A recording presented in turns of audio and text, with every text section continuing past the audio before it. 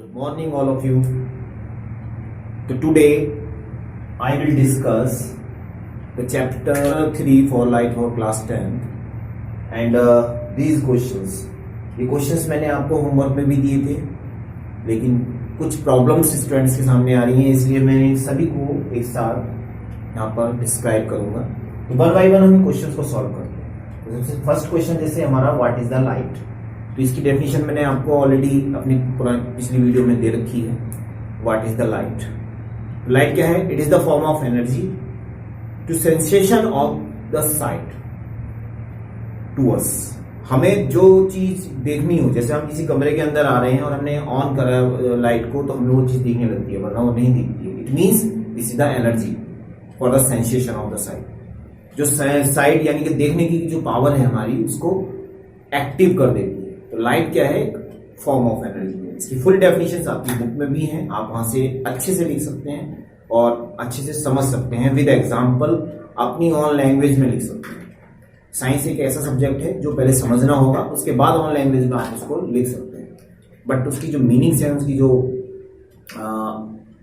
Forms आएंगी निकल करके, जो उनकी मीनिंग्स आएंगी निकल करके, जो हम किसी को समझाना चाहते हैं, वो अपनी अपनी अलग होती है। तो जितना भी इजी लैंग्वेज में आप उसको लिखेंगे वो आपके लिए यूजफुल होगा। तो व्हाट इज द लाइट, ये आप कर सकते हैं। उसके बाद define the following terms in the context of spherical mirror. यहां पर हमने pole, centre of curvature, principal axis और प्रिंसिपल फोकस, इनको डिफाइन करना है। तो मैंने आपको ऑलरेडी पहले भी बताया है और अब भी मैं बता रहा हूं कि स्फेरिकल मिरर के केस में हम क्या करते हैं। टू टाइप्स के स्फेरिकल मिरर हमारे पास हैं, एक है कॉनकेव, एक है एंड कॉन्वेक्स का क्या होगा? इनसाइड में पॉलिश होगी, यहाँ पर पॉलिश हो जाएगी। ये कॉन्वेक्स हो गया हमारे पास, कॉन्वेक्स, और ये हो गया हमारे कॉनकेव। ठीक है, next mirror, this is the principal axis, ये भी principal axis. This is the pole, this is the pole. तो पोल क्या है? This is the mid point of the mirror from which a principal axis passing through it. तो pole की definition क्या हो गया? यानी कि this is the mid point of the mirror. कोई मिरर है हमारे सामने से, अगर हम मिरर को देखेंगे तो ऐसा होगा और यहां पर पोल होगा। तो पोल, और यहीं पर से प्रिंसिपल एक्सिस को हम पास करेंगे। तो pole is a point from which the principal axis is passing through. तो जहां से प्रिंसिपल एक्सिस पास हो रही है वही पोल होगा। ठीक है, P for pole, P for principal axis. Centre of curvature, आपको मैंने बताया था C, centre of curvature C। तो सेंटर ऑफ कर्वेचर क्या है? It is the centre of the sphere from which this is the part of this sphere. जिस sphere में से ये कट के निकला है, जैसे कि मैंने आपको बताया था, इस टाइप से कोई स्फीयर होगा, उसमें से अगर हमें कोई पार्ट कट कर दें इस तरीके से, तो उसका जो सेंटर होगा C, this is the centre of curvature of this part. तो ये जो पार्ट है इसका सेंटर ऑफ कर्वेचर ये है, तो ये कट करके हमने निकाला है। तो C is the centre of curvature of this part. और अगर इसको पॉलिश आप अंदर से कर देंगे तो कॉन्वेक्स हो जाएगा, बाहर से कर देंगे तो कॉनकेव बन जाएगा। तो C is the centre of curvature of the mirror, is the centre of curvature of the sphere. जो इसका स्फीयर का सेंटर ऑफ कर्वेचर है या C है, जो सेंटर होता है वही मिरर का है। इसको फुल्ली डिफाइन किया हुआ है मैंने पिछले लेक्चर में, तो आप वहां से इसको देख लेंगे और लिखेंगे। बुक की हेल्प लेंगे, एनसीईआरटी बुक से आप उसके नोट्स तैयार करेंगे। बाकी ऑलरेडी नोट्स मैं आपको पीडीएफ के फॉर्म में सेंड भी करूंगा। उसके बाद प्रिंसिपल एक्सिस। प्रिंसिपल एक्सिस क्या है? It is the axis passing through from the pole. ये पोल की डेफिनेशन के अपोजिट में ले लो आप। जैसे पोल से पास हो रहा है प्रिंसिपल एक्सिस, वैसे प्रिंसिपल एक्सिस जो है वो पोल से पास होता है। तो it is the axis passing through from the pole, is called the principal axis. ये वो एक्सिस है जो बेस होता है, जो प्लेटफॉर्म है, जिस पर हमें क्या करना होता है? ऑब्जेक्ट को शो करना है। इसी के पैरेलल हमें रे ऑफ लाइट दिखानी है, सब कुछ इसी के पैरेलल होगा, यानी इसी को बेस मान करके हम काम करते हैं। तो this is the axis passing through from the pole of the mirror, is called principal axis. उसके बाद है प्रिंसिपल फोकस। ये आपको मैंने ऑलरेडी पहले बताया था। The principal focus is the mid point of the CP, यानी कि रेडियस ऑफ द कर्वेचर। ये जो सी है, CP है, this is the radius of the curvature and focus is the mid point of the radius of the curvature. तो F is the mid point of CP, यानी C और P के बीच में जो पॉइंट होगा F, वो mid point होगा। तो R का हाफ हो जाएगा F, this is the mid point of the radius of the curvature, जिसको अभी हम आगे चल करके डिफाइन भी करेंगे, हम इसको प्रूफ करेंगे पूरा।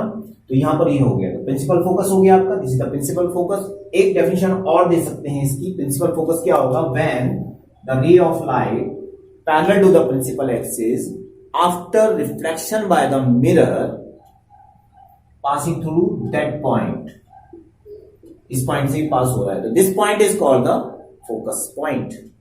तो जिस पॉइंट से वो पास हो रहा है पैरेलल एक्सिस, जो प्रिंसिपल एक्सिस के पैरेलल है, आफ्टर रिफ्लेक्शन वो पास हो रहे हैं, जिस पॉइंट पर आकर के मीट कर रहे हैं, जैसे ये पैरेलल है इससे मीट करेगा, यहां पर पैरेलल है इससे मीट करेगा, यहां पर पैरेलल है इससे मीट करेगा, तो जिस पॉइंट से ये पास हो रहा है, this is the principal focus. ये इसकी डेफिनेशन है और इनको आपने बुक की हेल्प से, साइन बुक की हेल्प से नोट्स की फॉर्म में कन्वर्ट करना है, उसके हिसाब से करना है। तो मेन चीज आपको समझ लीजिए, समझ के बाद उसको आप अपनी लैंग्वेज में, ऑन लैंग्वेज में भी डिफाइन कर सकते हैं।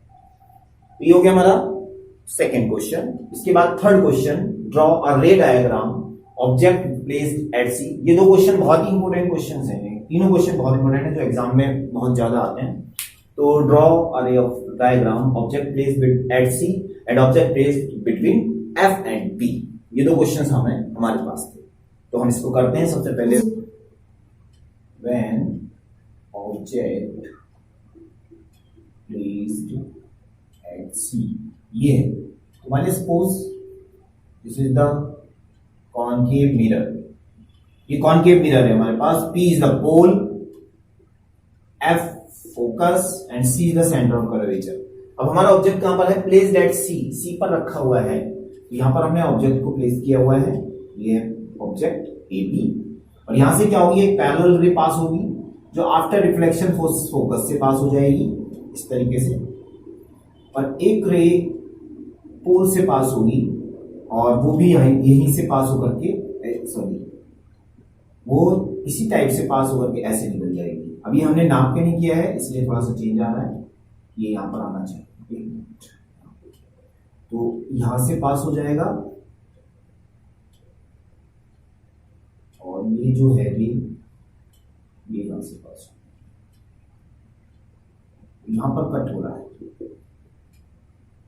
जब आप बिल्कुल मेजर करके नापोगे तो आप एक्यूरेट आएगा। तो सी पर पॉइंट पे अगर कोई ऑब्जेक्ट रखा हुआ है तो उससे फर्स्ट रे जो है ये रे आ रही है आपकी, ये एम पर कट किया इसने और एम से कट होकर के एफ से पास होती हुई ये सीधी निकल गई, ठीक है। ये तो हो गई फर्स्ट रे जो पैरेलल होकर के फोकस से पास हो रही है, और इसी ऑब्जेक्ट से एक रे और निकल रही है जो पोल से पास होगी और पोल से पास होकर के रिफ्लेक्ट होकर के फिर इसी पॉइंट पर कट करेगी और आगे निकल जाएगी इस तरीके से। तो जहां ये दोनों रे आपस में एक दूसरे को कट कर रही हैं, थोड़ा आगे कट करेंगी, वहां से हम इस इमेज को बना देंगे, तो ये हो जाएगा हमारा A डैश B डैश। तो A dash B dash be the image and AB is the object. तो कहां पर बन रहा है हमारा इमेज, एट C। तो इमेज फॉर्म्ड एट C पर बन रहा है, नंबर 1। नंबर 2 कैसा बन रहा है, सेम साइज बन रहा है। नंबर 3 कैसा बन रहा है, रियल एंड इन्वर्टेड। तो रियल एंड इन्वर्टेड, ओके। तो ये हमारा हो गया, तो रियल एंड इन्वर्टेड। तो image form at C, same size, real and inverted.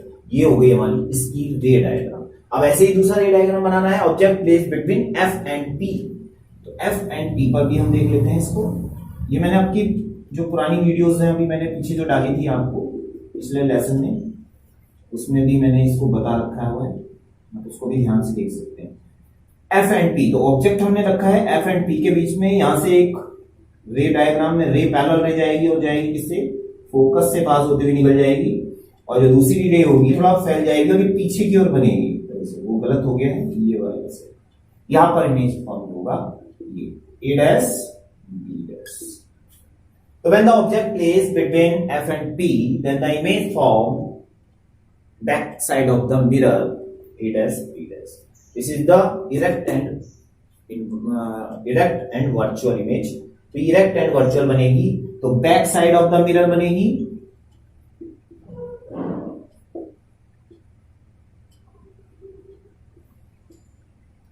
Virtual and erect बनेगी,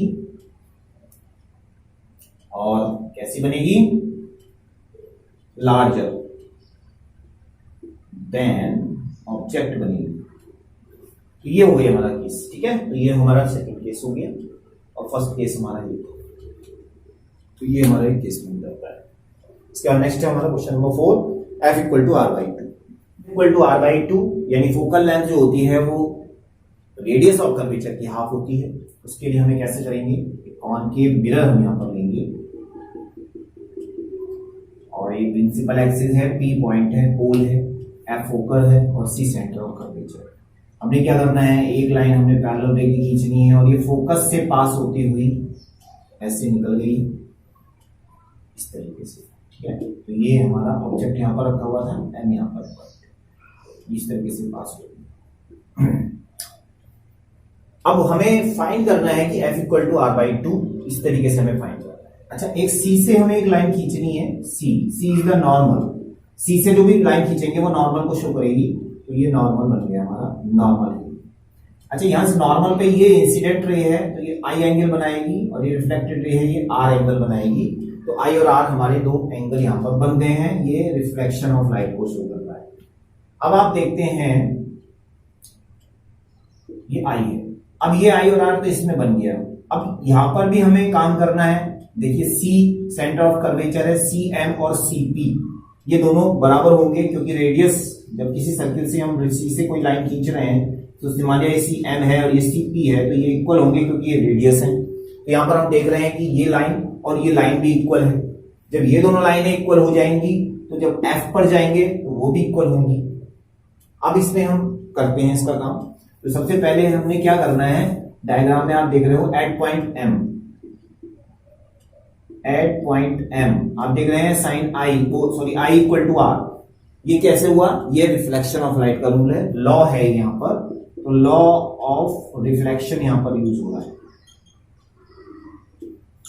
आपने पिछला लेक्चर अगर ध्यान से सुना होगा तो ये सब चीजें मैंने वहां पे बताई हैं। तो इसलिए मैं क्विक रिवाइज कर रहा हूं। ये सारे क्वेश्चंस ऑलरेडी मैंने दिए हुए थे, आपको होमवर्क में करने थे, लेकिन बच्चों की डिमांड के कारण मैं एक बार फिर से इनको रिवाइज करा रहा हूं।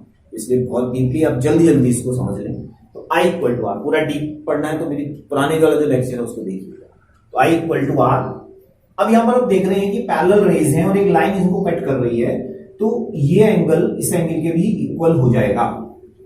तो I इक्वल टू I ये भी हो जाएगा, क्यों, क्योंकि CM जो है वो कट कर रही है, CM cut to parallel lines.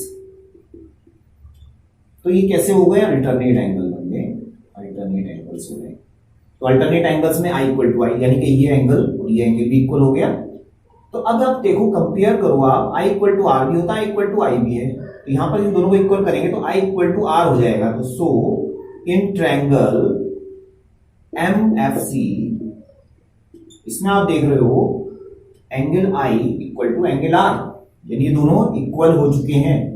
Angle C angle M ये इक्वल हो गए हैं, ठीक है। तो जब ये दोनों इक्वल हो गए तो ये क्या बन गया हमारा, isosceles. So it is isosceles triangle. ये आइसोस्केलस ट्रायंगल हो गया है। अब हम क्या करते हैं, C से जो डिस्टेंस सेम आ रही है तो वैसी F से भी हमारी डिस्टेंस सेम आएगी। F M equal to FP, FM equal to FP। जैसे C से इक्वल हो रही है तो हम थोड़ा सा आगे बढ़ेंगे तो FM इक्वल टू FP, थोड़ा बहुत आ सकता है लेकिन हम इसको मान के चल रहे हैं कि FM इक्वल टू FP, क्योंकि C is the centre of the circle, because C is the centre. FM equal to FP। अब FM इक्वल टू FP हो गया और FM इक्वल टू CF भी है। FM इक्वल टू किसके हैं, CF भी है। तो आप देख रहे हो कि लेफ्ट हैंड साइड दोनों की सेम है, यानी FM जो है वो CF के भी इक्वल है, FM इक्वल टू FP भी है। FM को खत्म कर देंगे, सो FP इक्वल टू CF, यानी कि FP और CF दोनों इक्वल हो गए। और जब ये दोनों इक्वल हो जाएंगे, FM इक्वल टू CF, तो F P equal to C F, F P equal to C F, यानी एफ पी ये वाला हो गया, सी एफ ये वाला हो गया। इसका मतलब क्या हो गया कि ये मिड पॉइंट है। So F is the mid point, ये हमारा मिड पॉइंट हो गया किसका, सीपी का, और सीपी, तो CP equal to 2 into C F हो जाएगा। अगर हम सी एफ को डबल कर देंगे, यस एफ पी को डबल कर देंगे तो पूरा सीपी बन जाएगा। तो अब सीपी को हमने क्या इंडिकेट किया है यहां से यहां तक, आर, और एफ पी को हमने क्या इंडिकेट किया है, एफ। तो आर इक्वल टू 2 एफ हो जाएगा। तो एफ इक्वल टू कितना हो गया, आर बाई 2। तो इस तरीके से हमारा फोर्स और रेडियस ऑफ कर्वेचर का एडिशन हो गया। इसमें मैथमेटिक्स भी यूज हुआ है और लॉ ऑफ रिफ्लेक्शन भी यूज हुआ है, उससे हमने इसको एक साथ कवर कर लिया है। I इक्वल टू आई है तो I इक्वल टू आर हो गए, यानी दोनों आइसोस्केलस हो गए। आइसोस्केलस हो जाएंगे तो उसके बाद फिर C को आगे बढ़ाएंगे तो ये रेडियस इक्वल हो जाएंगे, जो रेडियस इक्वल हो जाएंगे तो ये इसके भी इक्वल है और ये इसके भी इक्वल हो जाएगा, क्योंकि ये दोनों भी आपस में इक्वल है। और इन दोनों का अगर हमने इक्वल प्रूफ कर दिया है तो F is the centre of the CP, CP का F सेंटर हो जाएगा। जब सेंटर हो जाएगा तो ऑटोमेटिकली R का हाफ हो जाएगा, तो R इक्वल टू 2F हो जाएगा, F equal to R by 2 हो जाएगा। ये इसका पूरा मेथड है, वेरी इंपॉर्टेंट मेथड है। इसके बाद अगला जो है हमारा वो है reflection of light with loss. तो उसके लिए मुझे दिखाने की कोई आवश्यकता नहीं है। रिफ्लेक्शन ऑफ लाइट क्या होता है, रिफ्लेक्शन क्या होता है, when it is the bouncing of the light, यानी जैसे कोई बॉल बाउंस करती है किसी सरफेस से और बाउंस होकर वापस आती है, तो it is the bouncing of the light. It has 2 laws. Number 1 laws, incident ray, reflected ray and normal are lie at the same plane and at the same point, and number 2 angle I equal to angle R, यानी angle of incidence equal to angle of reflection। तो 2 laws यहाँ पर हैं, इनको आप देख सकते हैं। तो जो वीडियोस पिछला लेक्चर था उसको पूरी तरीके से फिर से देखिए, अगर नहीं समझ में आ रहा है तो फिर मुझे बताइए और उसको कंप्लीट कीजिए। ये वाला टॉपिक आपको अच्छे से समझ में नहीं आया होगा शायद, उसको मैंने अच्छे से करा दिया है, और डायग्राम का जो रे डायग्राम है वो तो इनको आप अच्छे से करिए, कॉपी में नोट कीजिए और उसको थैंक यू।